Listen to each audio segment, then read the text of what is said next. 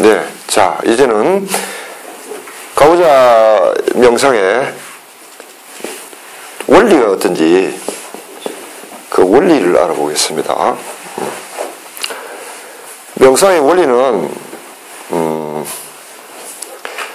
크게 나눠서 세 개로 구분합니다. 첫째는 이탈성,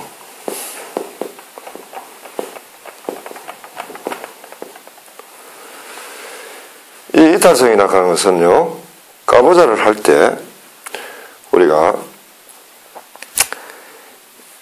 그저 방석 위에 앉는 것만이 문제가 아니고요, 방석 앞에 우리가 설 때는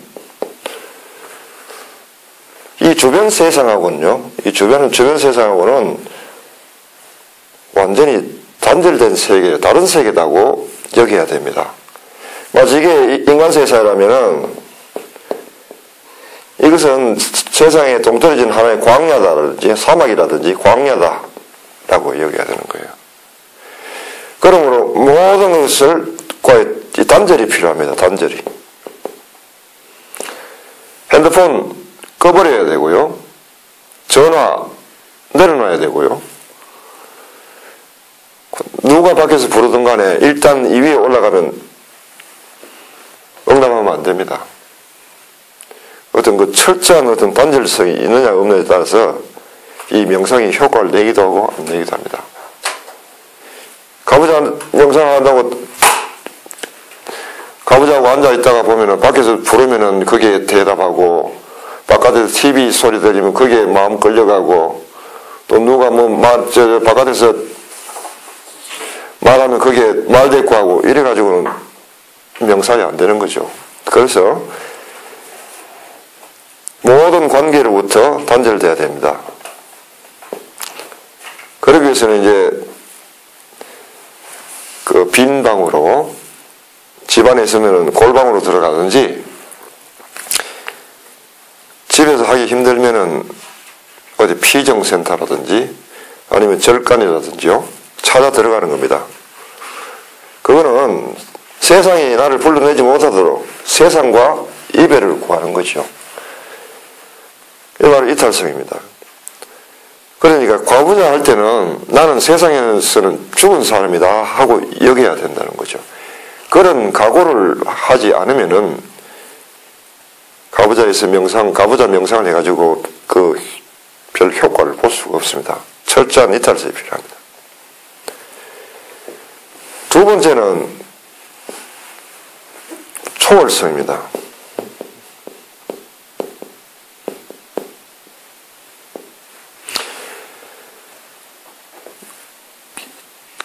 가부좌 한다고 앉기는 앉았는데, 자, 방석 위에 앉았습니다. 이렇게 앉았어요.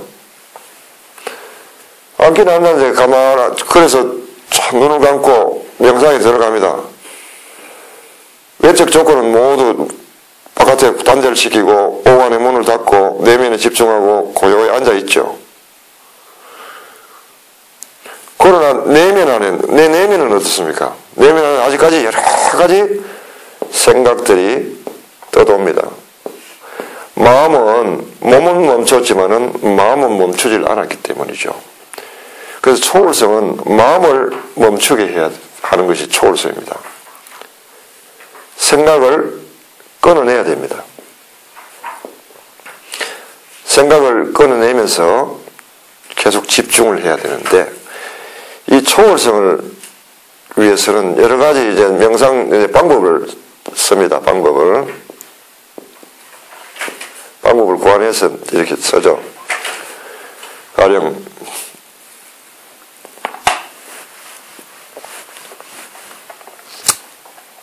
지난번에 화두 참구, 화두는 계속 참구하는 방법이라든지요. 이 나는 누구인가? 가령 이 명상하고 싶어하는 이 나는 누구인가? 나는 그 나에 몰입시키는 겁니다. 그렇게 하다 보면은 불쑥불쑥 튀어오른 생각들을 계속 쳐내면서 거기에 화두에 집중하게 되는 거죠. 혹은 호칭기도 같은 게 있습니다. 예수님, 예수님이라든지요. 그렇게 그 호칭을 쓰면서 이름을 부르면서 거기에 온 몸과 마음을 정신을 집중시키는 계속 반복하면서 주님, 주님, 주님 해도 되고 뭐 부처님, 부처님, 부처님 해도 좋습니다. 또 이런 방법도 있고 또 호흡법에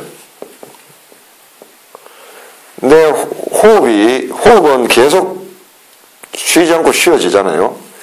간단 없이 계속되는 이 호흡에다가 의식을 집중시켜가지고 호흡이 어떻게 일어나는지 날숨, 들숨, 또 들숨과 날숨 그 사이 그걸 깨어서 가만히 지켜보는 이런 방식도 있고요. 여러 가지 방법들이 있습니다. 이 모든 쓰는 것은 이 초월성 때문에 마음을 끊어내고 계속 고요 속으로 집중해 들어가기 위해서입니다. 고요. 여러분은 어떤 방법을 쓸지 본인이 한번 고안해 보십시오.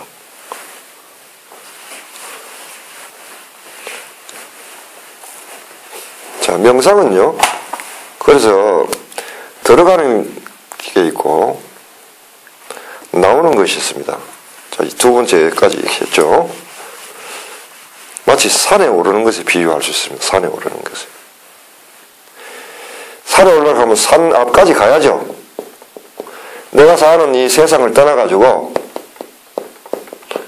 산으로 가야 됩니다. 이걸 이탈성이라고 그러죠. 산의 꼭대기에 올라야 되죠.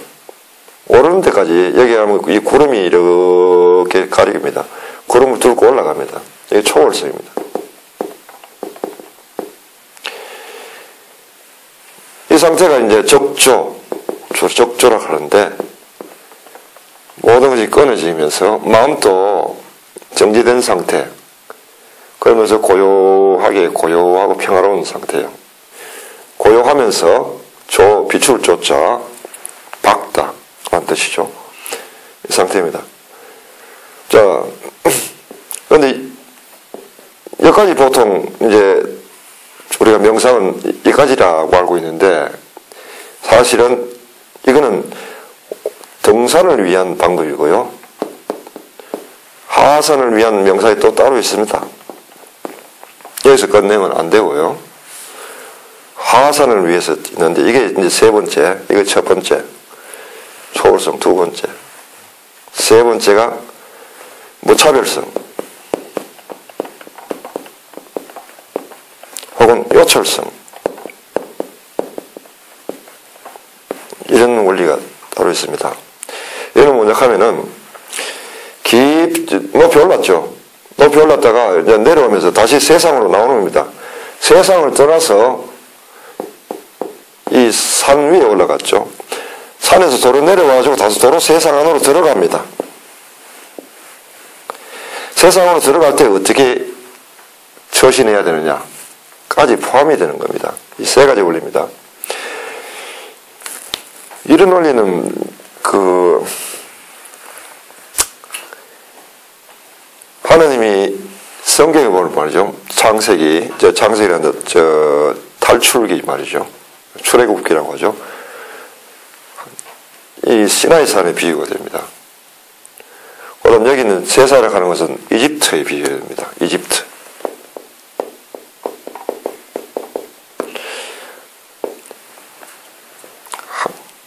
그 다음에 세상을 떠나서 하나님이 시나이산 계시면서 모세로 하여금 이집트로 보내가지고 이집트 백성을 끌어냅니다. 세상에서 빠져나오게 해서 이 산까지 오게 하죠. 산 언저리까지 오게 하죠.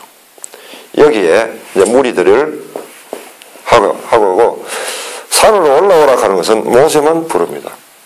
다 부른 게 아니고요. 모세만 무리부터 이탈시켜서 산에 올라갑니다. 산에 올라갈 때 다른 사람이 접근할 수 없도록 이 산이 번개도 치고 구름도 끼고 안개끼가 아무도 볼 수 없는 구름을 뚫고 정상에까지 모세가 올라가죠. 초월성을 상징합니다. 이 산 위에서 모세는 하느님을 만납니다. 만나서 이제 두 가지를 얻어오는데, 하나는 십계명, 두 번째는 성막을 치는 방법, 이 두 가지를 배워서 십계명에 새겨진 돌과 들고 하산을 하죠. 다시 무리 속으로 옵니다. 이게 무리 속으로 내려오죠. 바로 여기에 비유합니다. 하느님은 모세를 이집트로 보내면서 내 백성이 신음하는 소리를 들었다. 그들을 데리고 이 시나이 산으로 오라. 그리고 이 산에서 나를 예배하라. 라고 모세에게 명령을 한 거죠. 그래서 가부장의 이치 안에는 이런 이치가 들어가 있는 것입니다. 실제로요. 그래서 무차별성은 뭐냐 하면 초월성에서 하나님을 만남이 이루어집니다. 그러니까 여기서 그야말로 모든 것이 끊어진 적조의 상태를, 진화 체험이 여기 일어난다고 그러죠.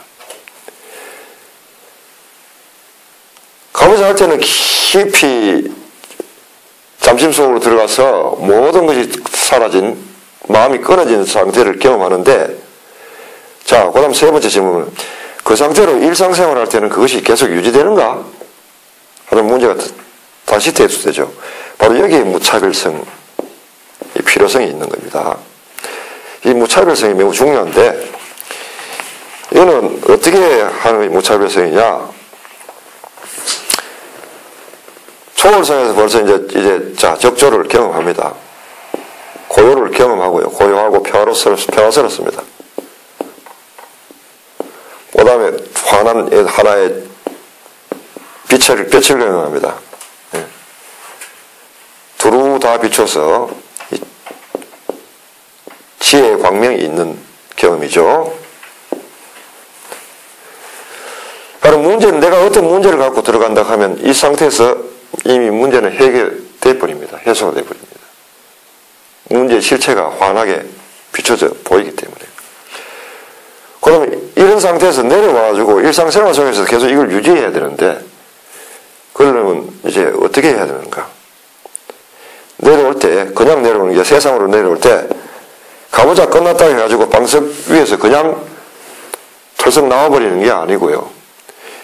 거기에 머물면서 지금 의식이 일상의식 상태에서, 보통 이게 일상의식 상태에서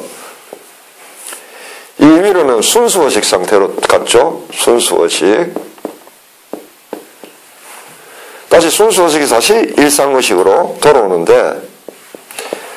돌아오는데도 과정이 있다는 것입니다.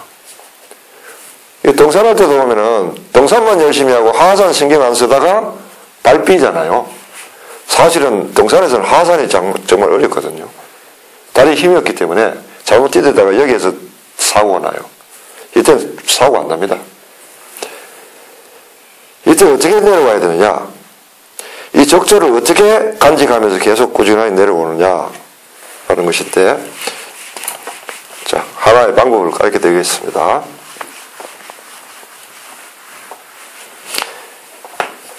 초월성을 해서 적조를 경험하면요, 안전체로 의식이 서서히 이제 밖으로 올라옵니다. 깊이 잠심했던 의식이 서서히 이렇게 위로 일상의식으로 올라오죠.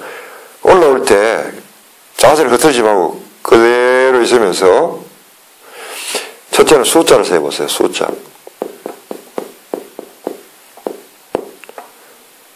1, 2, 3, 4 이런 식으로 숫자를 세는데, 숫자 자체는 중요한 게 아니고 숫자와 숫자 사이에 요 간격이 있죠. 간격.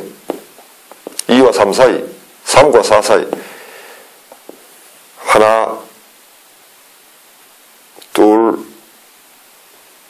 셋 이렇게 할 때 그 하나하고 둘 사이에 쉬는 쉼의 공간, 여기에 집중하라고요. 하나 할 때는 적조가 안 느껴져요. 끊어져요.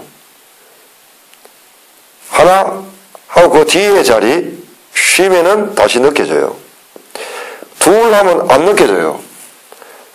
둘과 셋 사이에 이렇게 다시 느껴져요.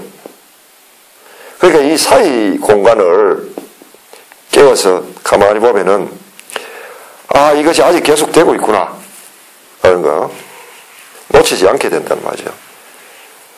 두 번째 숫자를 통해 가지고 확인이 되면은 두 번째는 이제 생각을 내보십시오. 어떤 생각을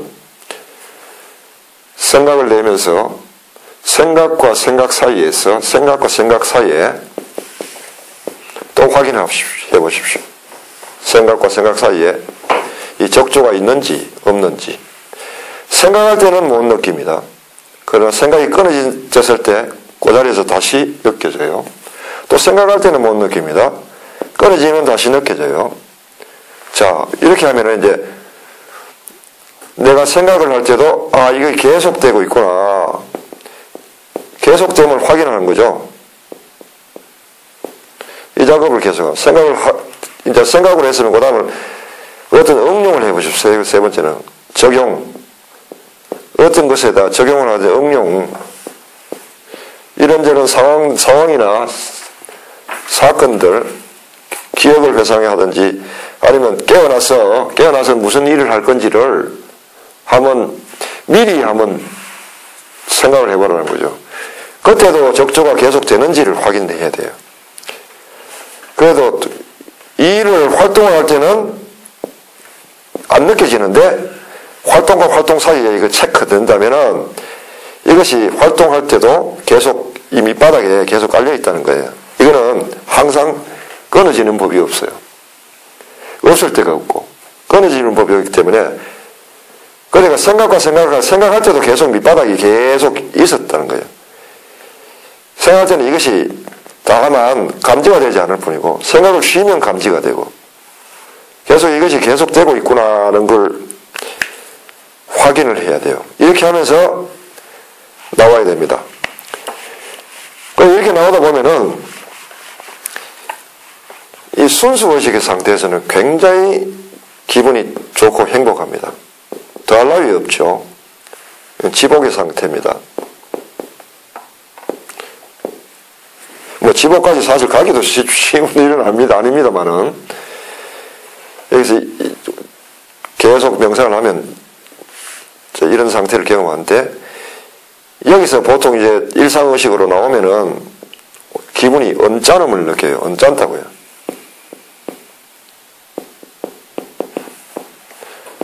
짜증도 나고 언짢단 말이죠. 일상에. 이런 거 있을 수 있습니다.